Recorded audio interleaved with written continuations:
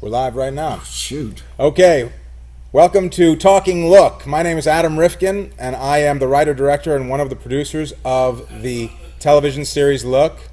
And this is Brad Wyman, one of the other producers of Look, and this is Marcus Giamatti, one of the stars of Look. Turn off your sound. And before we get started, we wanted to show you a little taste of Look by showing you this trailer for Look the series. Here it is.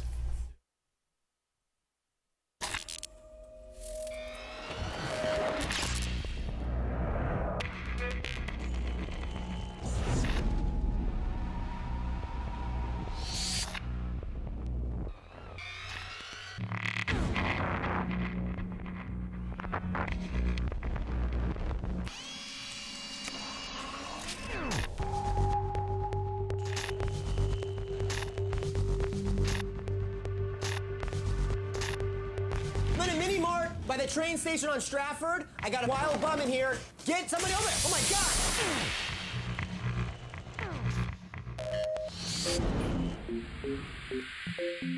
Oh my God. Those girls are about to try and be keys. Just leave it alone. Hey, Benny! Good evening, everybody. Dan the Weatherman. I've been shot! It's just paint, man. Paintballs? Well, did you get the license plate numbers? Is it on the camera? Right here, you hold the rock and roll show right here. In the store? It might get you some attention. Are you looking at that? Willie, why were you even looking at the tapes? Were you trying to spy on me or something? The minutia of my life is killing me, Leonard. You're killing me. What happened? Oh, my crazy wife got caught shoplifting. I'm gonna take him for everything he's got. I'm gonna take him for every penny he has.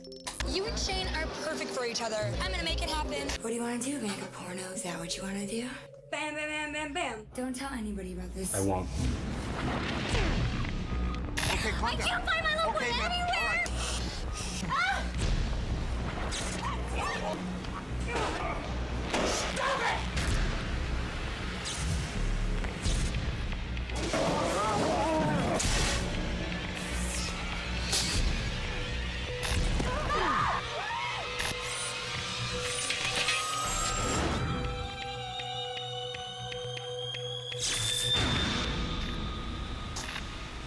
Why did you say so? Let's scan the tape. Well, it's not on Showtime at midnight anymore, but it is on Hulu right now.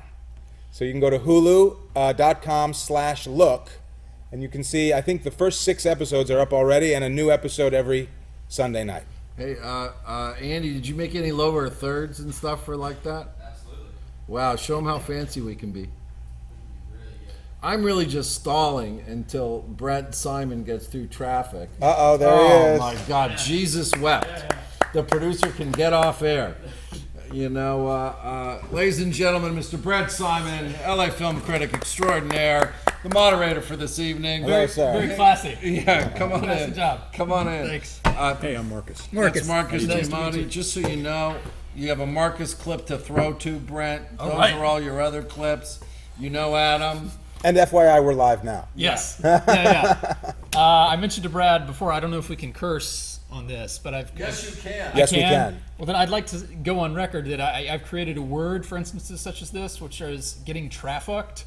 You know, That's a great word. The unexplainable phenomenon, like you know LA traffic in general, and then there's always those times when you're like picking up someone from the airport at 3 a.m. or it's a Sunday Right. mid-afternoon, and you're like, Bumper to bumper. yeah. Yeah. And in this case, it was a tanker down on the 405. So That happens. thumbs up, Los Angeles. There was a lot of unexpected traffic the route that I took as well. So But I apologize. no I got here problem. in 5 minutes. And he came from Ventura. And, yeah, right. So what did I step on? What were we talking about? Absolutely nothing. We were Nothing? We vamping. got the trailer out. Okay, excellent. So that far we got. We introduced Marcus. We introduced Adam. So now, Brett, you can go ahead. I can go ahead and pretend that you've seen the show. Well, I have. And that you're a fan. Yeah. And that you can ask Marcus. We have a Marcus clip you can throw to, and other clips there. Fantastic. Just tell me about when do you want the Marcus clip? Because I can blather on a little bit before. Let's we go. blather for a little while. well, first off, I was interested, Adam, in I guess the transition between, film and television series, because I know the film came out and I saw it and I think reviewed it when it came out, and then I don't think we talked then. I don't think I interviewed you then, Right. but I maybe read another interview that was sort of about the process of you trying to then create and develop it into a TV series. But how difficult was that, pushing that boulder up the hill? Well, it wasn't difficult at all, actually. It was such a natural progression from the movie to the show. As we were finishing the movie, the world was completely changing around us. The movie was solely about the surveillance cameras that we live in front of every day. Right. That's how the movie started, and when we started production. By the time we were finishing editing, YouTube was a household name. MySpace was a very common destination for a lot of people. Right. Facebook was just starting to be talked about. Twitter was just starting to be talked about. And suddenly, everybody had a camera in their pocket everywhere they went. And so it just seemed like a natural that if the movie was about everybody being captured on surveillance camera and Big Brother, watching everything we do, that the next step would be bringing into the fold Little Brother and all of the surveillance we put ourselves under voluntarily every day, tweeting everything we're up to, Facebooking everywhere we are, filming our friends and snapping pictures of ourselves and putting them up online to the world. So that's how the show kind of evolved. And when we talked with Showtime about the idea of doing it as a show, they got excited, and we did the show for Showtime. Nice.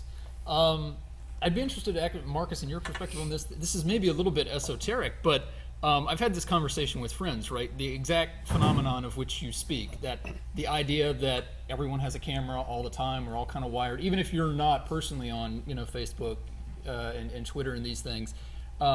Any public event anywhere, there are going to be cameras on you. And so, ergo, there will be no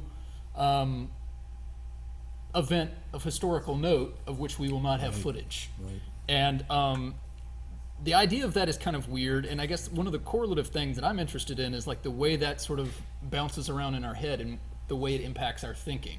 Like, we live in tremendously safe times compared to maybe thousands of years ago. We have fewer and fewer real predatory threats against our actual existence.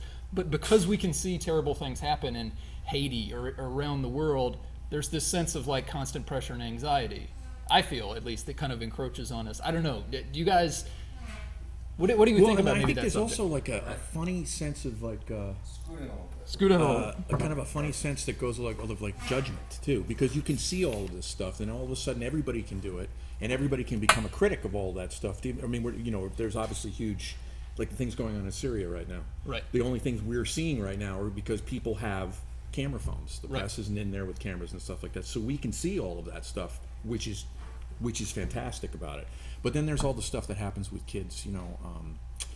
Every nut in the world can post stuff and make his own thing, and everybody can judge everything else on top of it. And I think that's where it gets a little wacky and crazy, and sort of out of hand. At the same time, it's an incredibly useful tool. Yeah.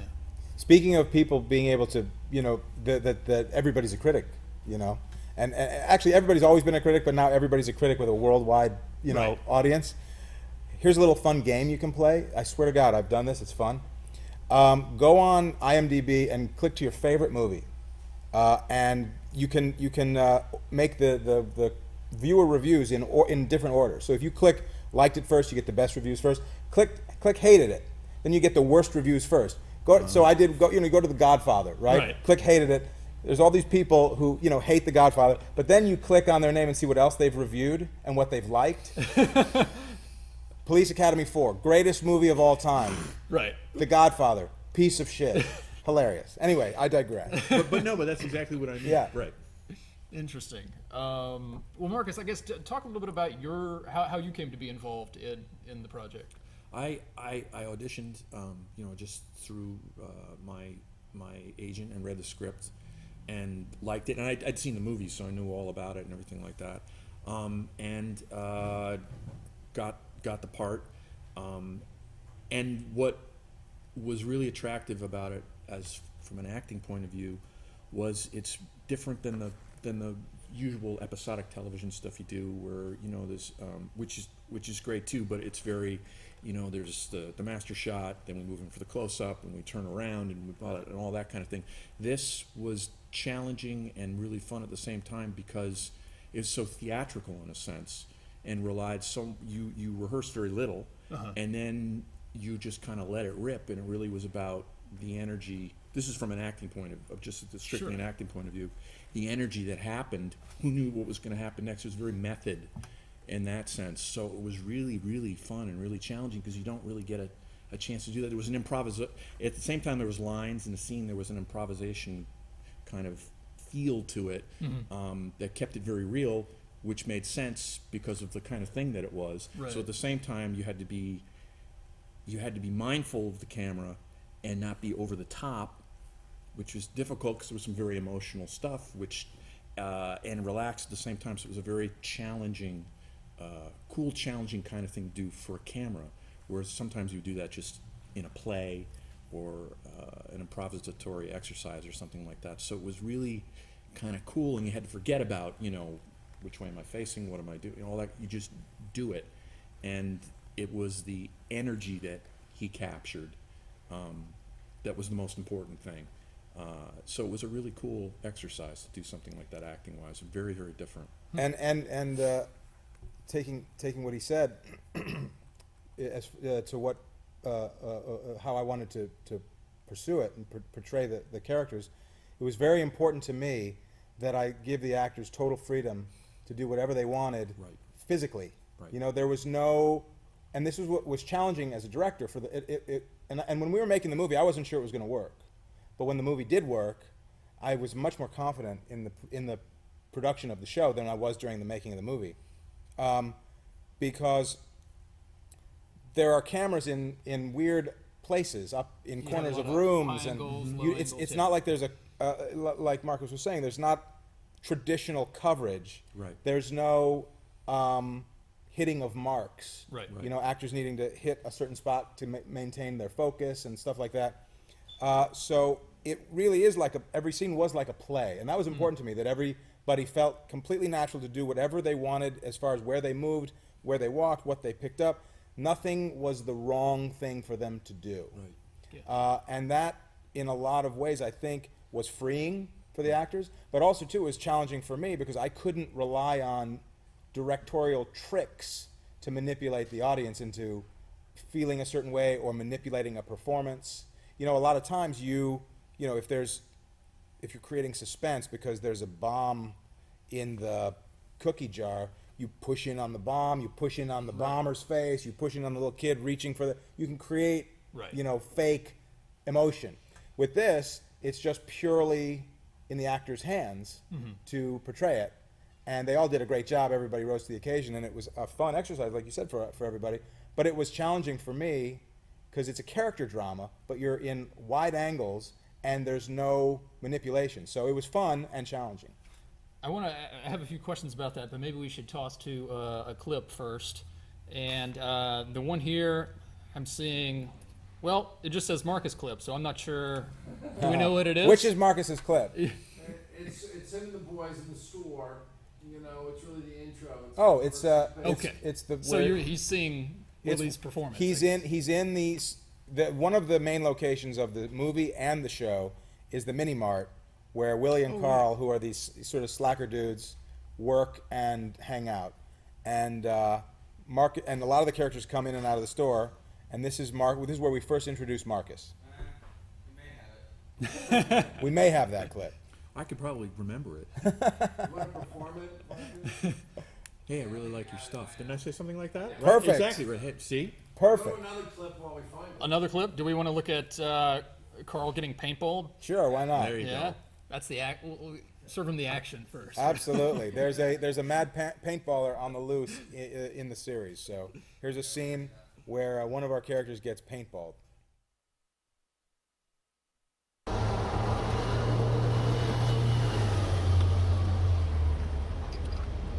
Check out this guy. Let's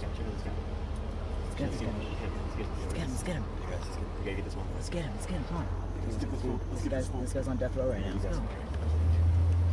Hey, excuse me. Can you tell us where Wilshire Boulevard is? Well, I think it's... It's right over there? Fuck you!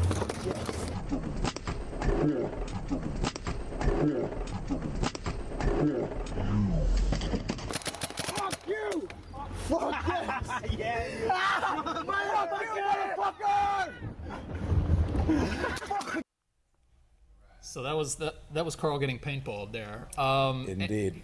So one of my questions is, maybe the sets that you use frequently, I imagine, like the convenience store and stuff like that, you map out, I guess, where the cameras are going to be really early on in the process. But there's maybe some location stuff or there's sets that you use less frequently when you're constructing those scenes, writing those scenes, or I guess scouting locations. Do you immediately kind of think of where are these security cameras going to be in these scenes? I thought much more about that when we were making the movie, because the movie was so limited to just surveillance cameras. Right. With the television show, the rationale is every webcam in your house, every cell phone in your pocket, every camcorder or flip cam that somebody has in their purse, in addition to every surveillance camera, is fair game. Because there's software that exists that I could hack into your webcam and watch you at home on your computer. I mean, it just exists. So the idea was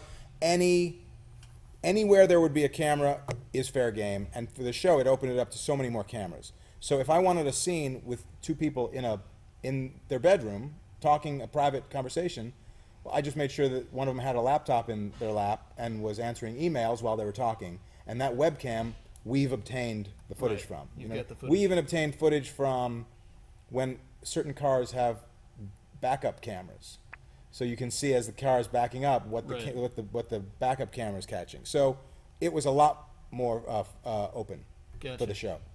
Aha! Yeah, there we go. Well, so this is, yes, Marcus meeting, I guess, Willie and Carl, right? Correct. Yes. Let's try it. There we go. Of the old Eiffel Tower and all of the power it takes to like our lives.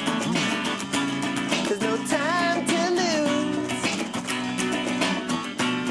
when you're on the booze,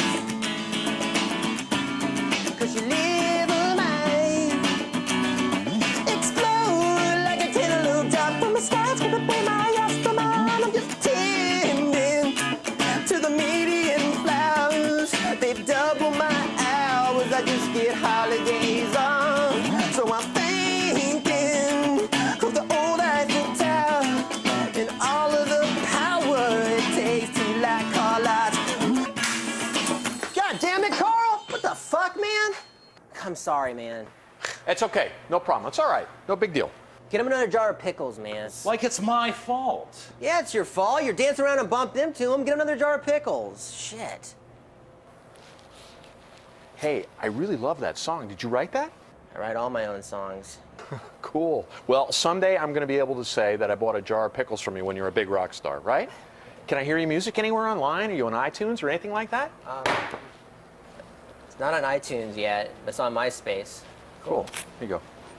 Keep the change. Oh, when you need a lawyer, you give me a call, okay? Okay. Great to meet you. Hey, you too, man. Good luck. Thanks. All right, take care. Sounds really good. Thanks. All right. Take it easy. You are such an asshole, man. What the fuck am I paying you for? Clean up that shit, Carl. All right. So were Willie and Carl the only two characters sort of ported over from the film? Is that right? Yes, they were. They were in the movie. They were in the show. Are they your Jay and Silent Bob? Is that... I guess by default, yeah. What was that part of the design? I guess. Did you immediately think, "Wow, I really like that dynamic, and I can put them"? The location of that mini mart I wanted to maintain because all the characters in the movie crisscrossed through there at one point, so I wanted to make all the characters in the show crisscross through there as well. Plus, Giuseppe Andrews and Miles Dougal are hilarious together. Right. So I wanted to use them again, and I wanted to use more of Giuseppe's songs because he's a great singer-songwriter, which is what he focuses on mainly. So with a series, I could use a song an episode even. And I, as soon as we got the show sold, before I even wrote any of the episodes, I called Giuseppe up. I said, start writing new songs. We're going back to work soon on the show. So Nice. Yeah. Nice. One of the other things I wanted to ask you about was the idea, I guess, that Marcus spoke some about the rehearsal and staging, and I guess I'd be interested in, you talked about having more confidence on the series than you did on the film version of Look. But did you approach it, or do you approach it any differently in terms of rehearsal? Because I don't know that I'm sure it wasn't a direct influence, but something like Winnebago Man, the documentary, which featured that lost footage of I forget his name now, but that gentleman just going apeshit during the RV commercials. One of the reasons that was so delightful is that it's this public presentation of like a very private face. Like we act differently when we're, we take off our shoes and we're in our own homes and stuff like that. And you talked about the things you can do in a traditional narrative feature. You can push in with a close-up, that kind of stuff. There's less of that here, obviously. So did you take that into account, I guess, directing the actors? Not that it's overtly theatrical all the time. I wouldn't say, and you can answer this in 1 second as well, better than I could, but I wouldn't say that I gave them direction to do that. But what the show is about are the things that people do when they don't think they're being watched. Right. And that's why Winnebago Man is so funny, because it's his public face and his private face just, hitting each other in the face, So this show is about the things the face that people put on with in the public, and then the face that when they drop their public persona, what we see that they don't think is being seen. And that's part of why I feel the movie and the series both involves the audience, makes the audience feel like they're looking in on something they shouldn't be looking at, and then it makes them feel like somewhat of an accomplice to something illicit. Mm-hmm. And so, anyway, as far as how we created it, I mean, you could probably answer more than I could. So why don't you, in terms of that public-private face? Well, I think too, you go into it knowing that absolutely, and you don't really, while you're at, you don't really think about that. You just play the given circumstances and whatever's going on between them. So you're not thinking like, they're, as an actor, they're seeing something they're not supposed to be. So you're not like acting to act on top of acting. So you kind of throw all that away and you just do whatever is required right in there. And he was great because you felt in a medium where you really, there's no safety net, like, can we do it again?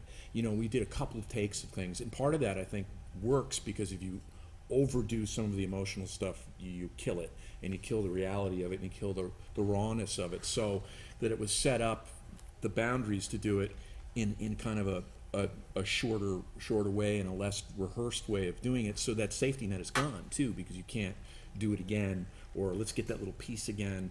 So he really set it up, which is a great credit to him. You've trusted absolutely that what he told you he was seeing was what he was seeing and what he liked. And when he said, I like that, keep doing it, you didn't second guess it, because he was very clear about what he wanted and what he didn't want. Uh-huh. And a lot of it just really relied on you just in that given circumstances of what is going on, and you just go with your emotion with it and trust that, and trust the writing. And it really worked, because then you're not overdoing it and you're not overplaying it and you're not killing it by doing it 1,000 times. So that also kept it really fresh for you as an actor too. Well, what made it easier for me was casting great actors, because you write these things and you see them in your mind, and when you're going through the audition process, you see you have to kiss a lot of frogs. You meet a lot of people, you see them read the lines, and it doesn't work. It feels stilted, it feels stiff. You start to wonder if the writing is working, and then someone like Marcus comes in and nails it, and you suddenly feel so much more confident in the writing, so excited about working with a guy like Marcus. And when he came in and read and was so great and got the role, I went back and rewrote some of the scenes and added new scenes for him, knowing that he was going to be playing the character, because I was so excited about what I knew he would bring to it and the range he had. So that was part of the fun too. Right, exactly. I don't know if we have to, or if we can keep straight on cue here with the clips, but when you say frogs that you have to see during audition, one, certainly not a frog, I imagine, Mr. Mazursky, Paul Mazursky, a mentor who appears in sort of cameo fashion, right? Sure.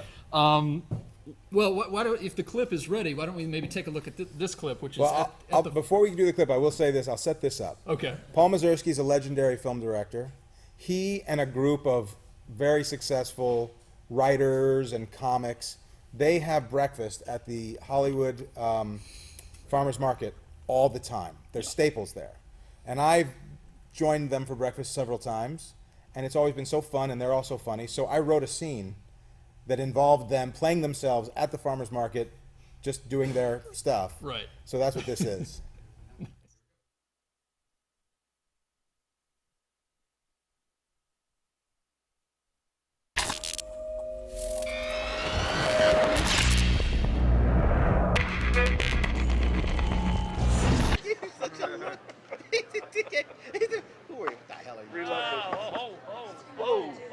Hey, ladies, come on over here. Hey.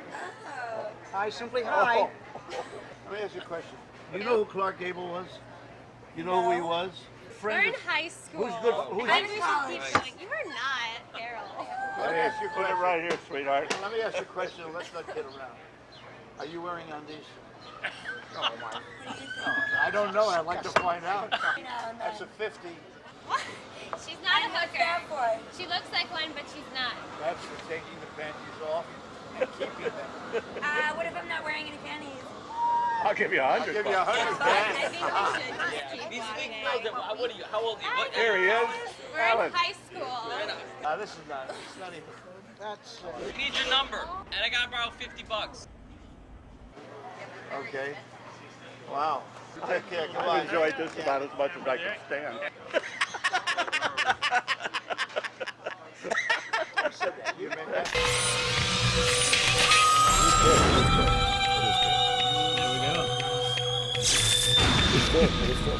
All right. So that was, as you said, the farmers market gang. That's them. Yeah. And it was funny, you know, they don't allow filming at the farmer's market, but when we approached the farmer's market, we said we're filming Paul Mazursky and his group, and they said, we don't believe you. I said, no, it's true. They said, we don't believe you. If you can get Paul Mazursky to call me and prove it, Right. then you will let you film them. Wow. So I called Paul Mazursky. He said, what? I have to do what? Just call this woman. She doesn't believe that you're going to do this.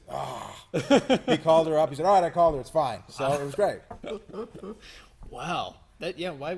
What incentive would you have to lie? I don't know. I don't know. Very Of all the things to lie about. Yeah, it's fun. But it worked out great. They were great. The farmer's market was great. It was fun. Have there been any other, I guess, locations that have been real challenges? Well, the main challenge as far as locations was the mini mart, because when we made the movie, we trashed the place. Right. So they literally sued us. Nice. And we kind of lost the suit a little bit. So then when it came to the show, we looked for mini marts everywhere so that we didn't have to go back to the same mini mart, and we could not find one that matched what we needed. I mean, I thought they all were designed the same. They are not. Right. So we had to go back to the same one, and we had to say, all right, here's the deal. Right. We need to come back and shoot. And they literally were like, are you kidding me? So they charged us triple what they charged us for the movie. Plus we had to put a deposit down on top of that. We had to pay them in cash. It was crazy, but it worked out. Wow. Wow. Oh, and then after the first night, we did trash the place again, and they watched the surveillance footage when they got in the morning, because we cleaned it all up, and they were looking at the footage. It's kind of ironic because they nailed us on their surveillance cameras of a show that we were filming about surveillance cameras, and they said we can't come back. We were supposed to do the other 3 nights. They said we couldn't come back for the other 2 nights. We had to prove to them we fixed everything, and it's going to be fine, and don't worry, we'll pay for any damage. It worked out fine. Did you have to supply your own jars of pickles? And, yeah, and people on the crew just started eating stuff off the shelves. Sure. Right. So they were keeping track. They were keeping track on their surveillance cameras of what was being eaten by who. So we had to, it was like whatever the location fee, $8,000 plus $200 in candy bars or whatever, Right. We're 3 Zag nuts missing. That's right. It's not inventoried. Well, tell me, I guess, a little bit about sketching out the arc, because to me that was I've seen probably a little over half of the first season, and as I mentioned, I had seen the movie, but they are kind of different animals. And I was, I guess, sort of pleasantly surprised at the way that the series, uses the device, the hook, if you will, of all these cameras in telling what at its core is kind of like a really basic, juicy soap opera. Right. And so was that all sketched out, when you got that order with Showtime? Did you not stumble across, but did you settle on, I guess, the arc of that first season pretty soon out of the gate? I did. As you know, my experience is movies mostly. So I approached it like a 5.5 hour movie. Mm-hmm. Obviously, with television, you want every episode to have a good ending, so people want to tune in again next week. But as far as an arc goes, I wanted to make sure each storyline had a beginning and a middle and an end that spanned the whole season. So, like Marcus's arc, he's in a not good marriage. He's not in the best marriage, but he sneaks off at times to fulfill this mystery need that he has. I'm not going to give it away, but I'm going to say, we think it's going in a particular direction where he's off to. I like to think it's a surprise where he's actually going. Right. Yeah. And that was fun to shoot. Oh, that was a blast. Yeah, but that's exactly, and we did that we can't. I don't want to give it away. You know what? Without that's an acting adventure, going in and doing what we did. Without revealing where we did it, I'll tell you this, and then you can speak to this. Steal that out.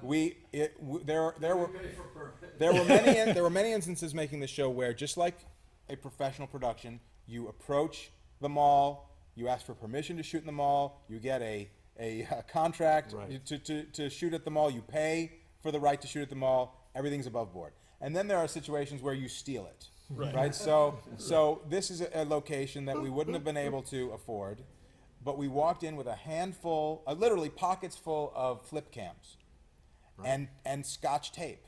And we taped flip cams all over the place and threw him in the middle of the mall. And it worked great. It was great. Nice. It was so much fun. Nice. And have either in this instance or any other instances, have you then, after the fact, gotten phone calls from people saying, hey, what the hell?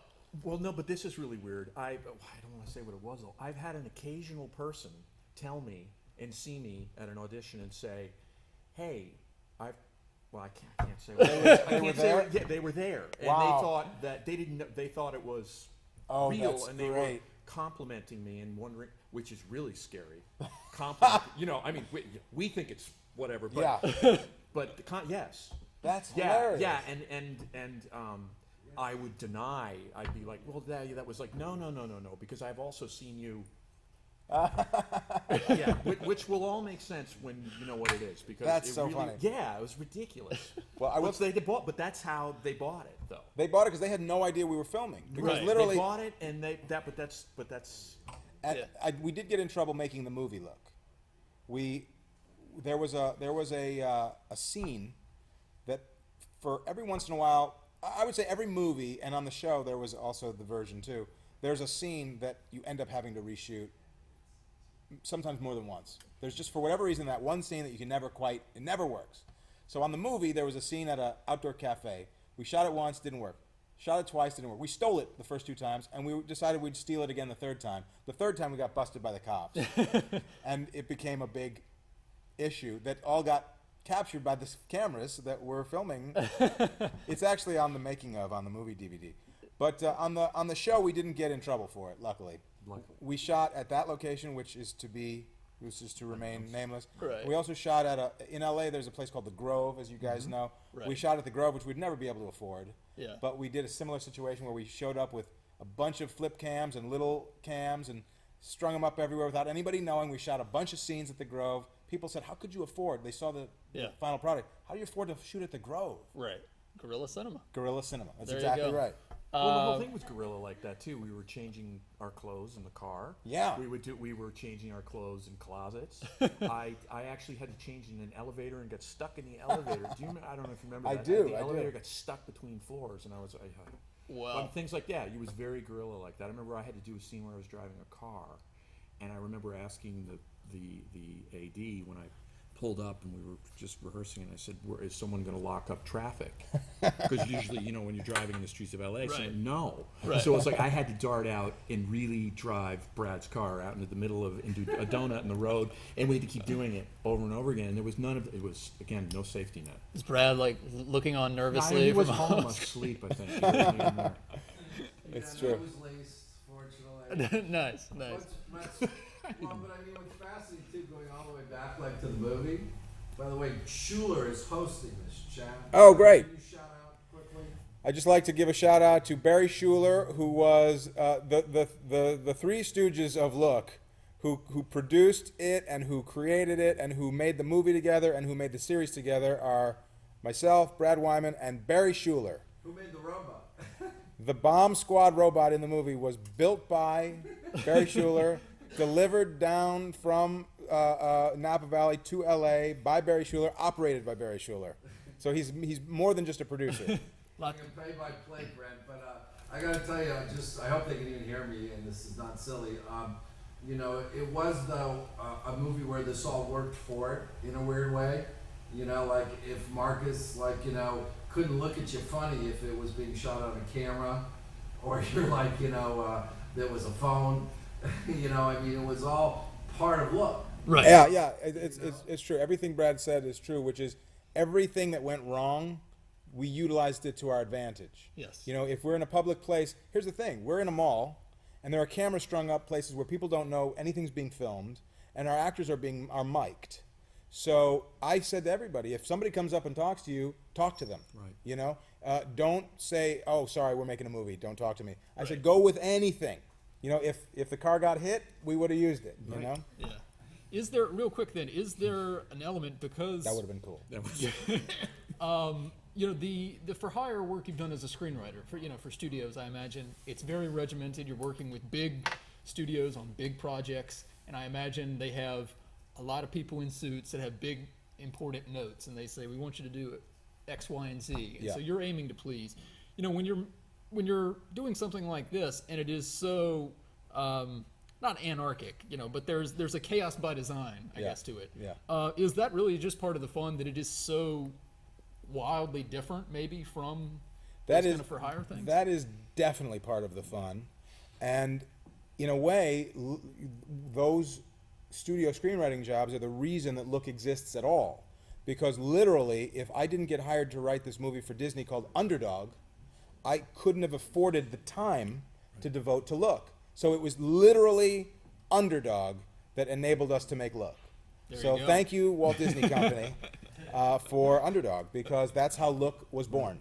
The unexpected benefit, yeah. And corporate parent. And it's so much fun because it is like just guerrilla, you know, like we say, guerrilla style, just running around, making it up as we go along, and you know, just believing that, you know, it's just so crazy it might work kind of philosophy. Well, yeah, and it's like kind of the reason why you did it in the first place. You know, I mean, even from the acting point of view too, it's like raw and it's like emotional, and you're doing it by the seat of your pants, and there's something exciting about that.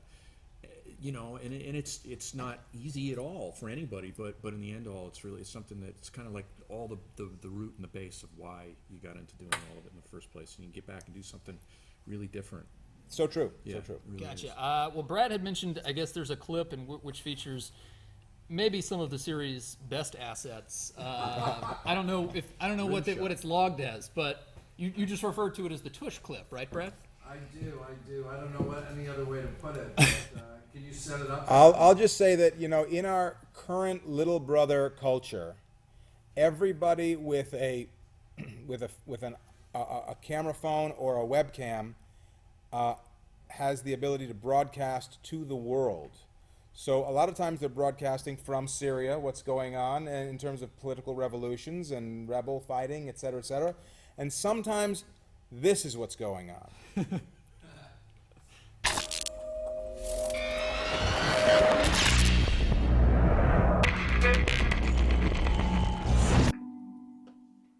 it on? Yeah, it's on. Ready? And we're gonna go Ricky Martin, okay? What? We're gonna start with bam, bam, bam, bam, bam. Bam, bam, bam, bam, bam. Bam, bam, bam, bam, drop. Hannah, you gotta pop drop. it. No, we're not popping it. We're gonna go bam, bam, bam, bam, left, Bam, Hey, what are you doing? look at me. Bitch, follow my lead. I swear to God, I'm fucking telling you what to do. Just go bam, bam, bam, bam, left. Bam, bam, bam, bam, right.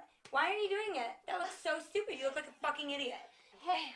And bam, and hit, and slap. You fucked it up. You fucked it up. You're supposed to go bam, bam, and bam. Whoa! Oh, okay. Jealous. Left, right, and then down, up, down, up. I don't know what that wingspan shit is. Pop It's it. fucking Pop weird. it like a but black chick. I'm trying to. You have the booty. I want to do it. Whatever. Okay. You're so sweaty. I know.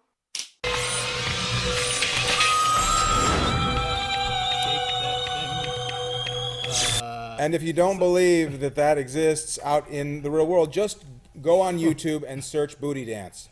There you go. Will Thousands. Will people find any clips of you booty dancing? Or? That's what I mean. That's what you mean. Yeah.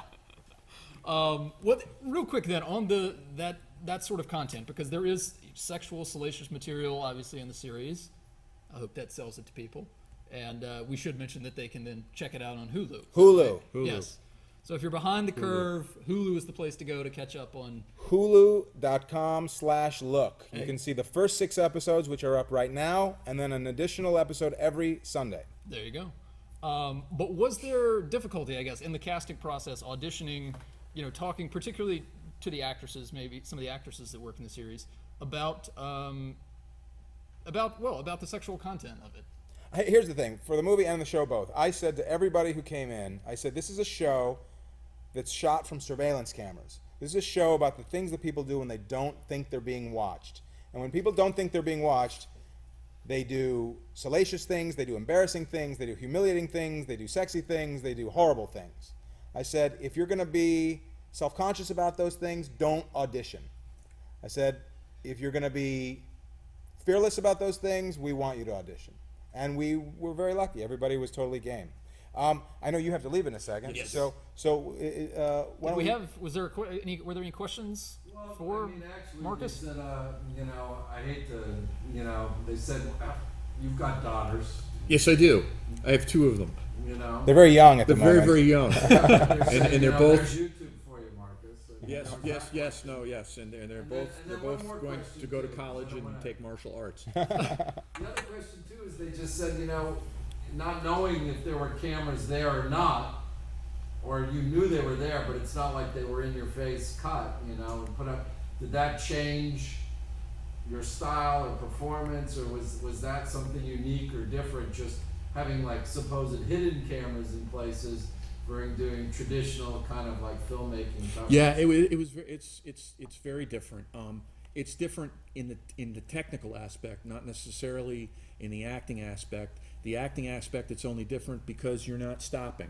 You're in Adam's stuff. You're never stopping. You're going to keep going and going and going and going. And sometimes if you fumble and make a mistake, it's actually a useful thing, and they're good mistakes. And whereas opposed to the more traditional stuff, you would stop and you have to get it exactly right for certain coverage reasons and stuff like that. So only in the sense that the actual arc of the whole scene, you're not cutting it up and doing it in pieces. You're doing the whole thing, and emotionally, that's actually fantastic because it's like that's where it's like doing a play. That's where you're doing a scene in a play. And the great thing about a play is that if you're lucky and the play keeps running, every night you are able to keep tweaking it and keep working on it.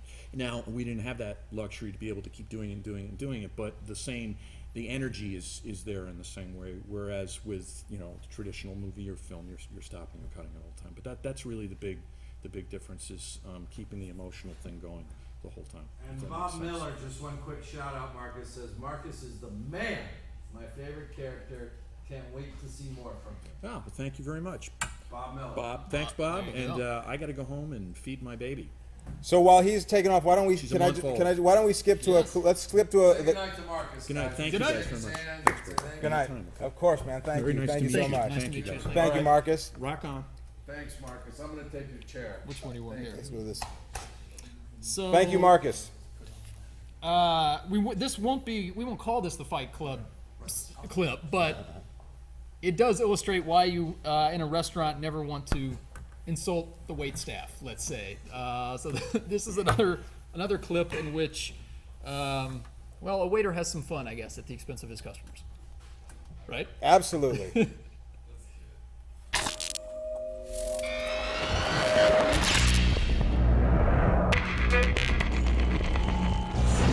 Yeah, what can I do for you? Everything all right? No, everything is not all right, you smug son of a bitch. I asked for tartar sauce. Not cocktail sauce. Tartar. So, you know, you're either deaf or a defiant asshole. I'm terribly sorry, sir. I'll get you your tartar sauce right away. Yeah, you will. Yeah, you will.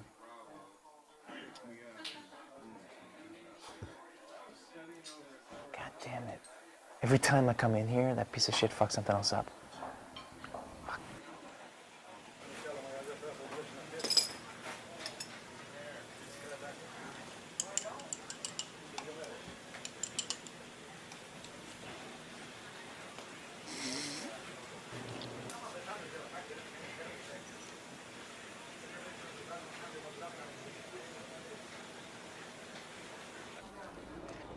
Your tartar sauce, sir. Enjoy.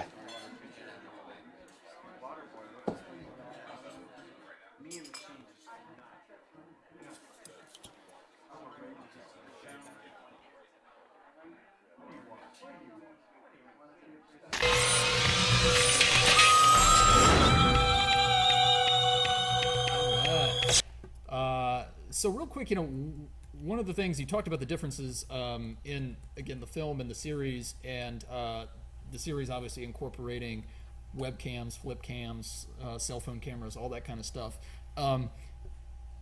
In the writing process, then, do you, as you're sketching out the actual narrative arc, do you then did you make a big list of all the, you even mentioned, I guess, the backup camera in a car, stuff like that. Did you just make a huge list of every possible kind of imaginative source that you could use? I did, and at a certain point, I started to realize pretty much everywhere you go, everything you do, there's some version of a camera on you. So it didn't require too, like I said, it was much more challenging for the movie. But once we got to the show, I mean, literally, family dinner around the dinner table, where would the camera be? Well, the computer in the corner has a webcam on it, and we'll film the whole dinner, you know what I mean?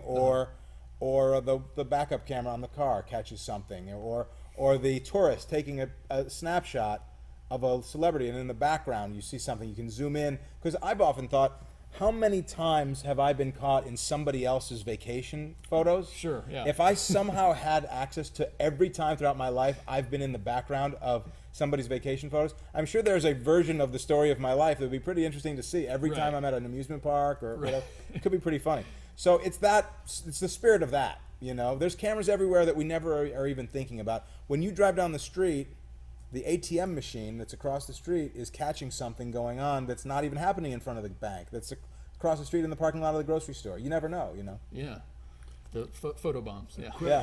Quick one. Sorry to interrupt, but Elena Kim wants to know what Blum's Industries hat means. Okay. I made a movie. You should know this. I wrote and directed a movie when I was 23 that was produced by Brad Wyman when he was 24, called The Dark Backward, which starred Judd Nelson, Bill Paxton, Wayne Newton, James Caan, Rob Lowe, and Lara Flynn Boyle. And it was a movie about a garbage man who grows a third arm out of his back. And it became kind of a cult classic, I guess, in a way. Yeah. And it's set in this garbage world. You don't know if it's the past. You don't know if it's the present. It's just sort of, you don't know if it's the future. It's just sort of this alternate reality. And I didn't want any recognizable product names to date or anchor the movie in any particular time.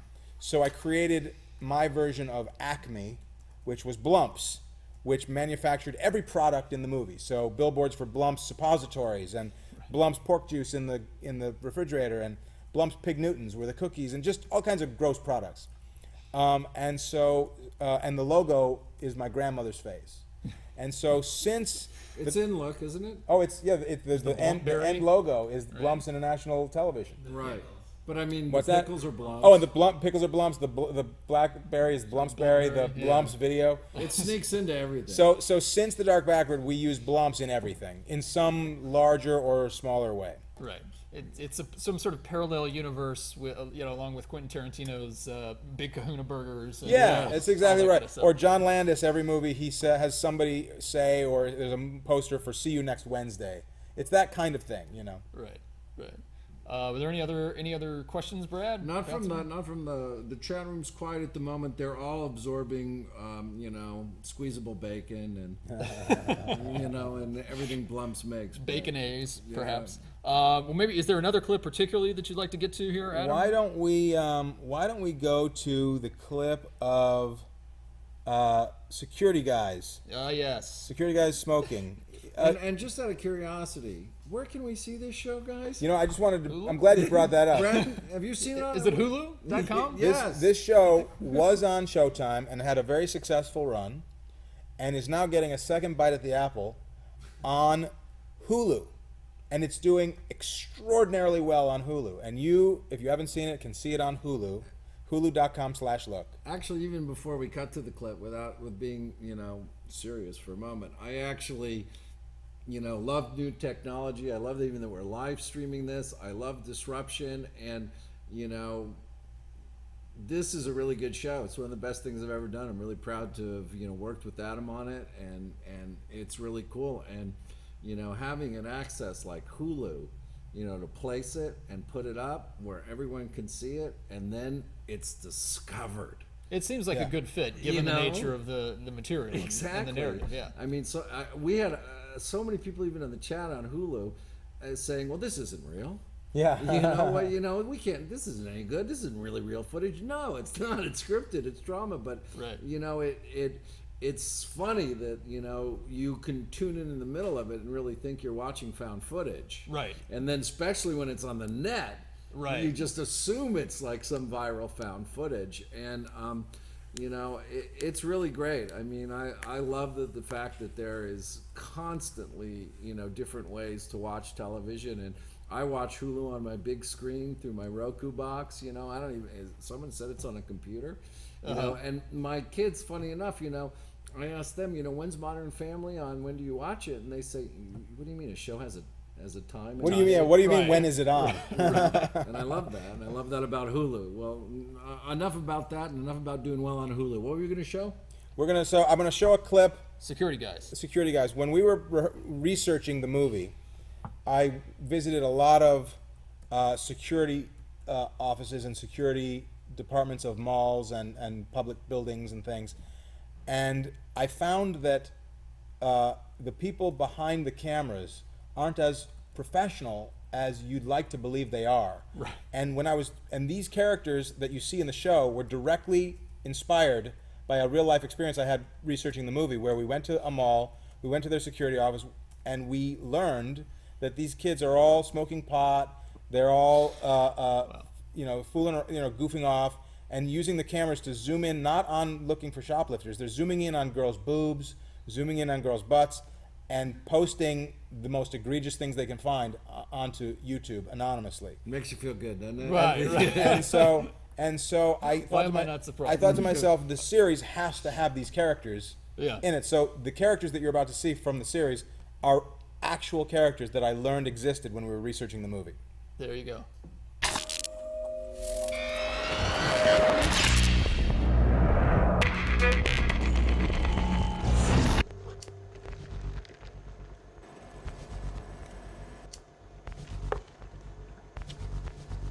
Uh-oh. Looks like we got a live one, Russ. Fucking bitch.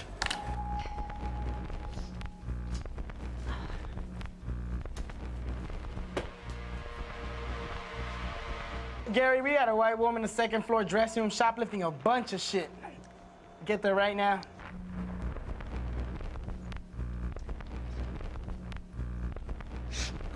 God damn. Is she snorting coke? Yeah, I'd fuck that bitch though. Hell yeah, if I was Gary, I'd She's like she's in her middle ages. I'd say around. I'll steal that, tear that. She's a cougar. She's a cougar. Oh my God, how I would do a cougar. I'd set her down on the ground. Oh my gosh. Come on. Cougar? You think no thing she'll do to you? Oh my gosh, you're showing Wonderland, son.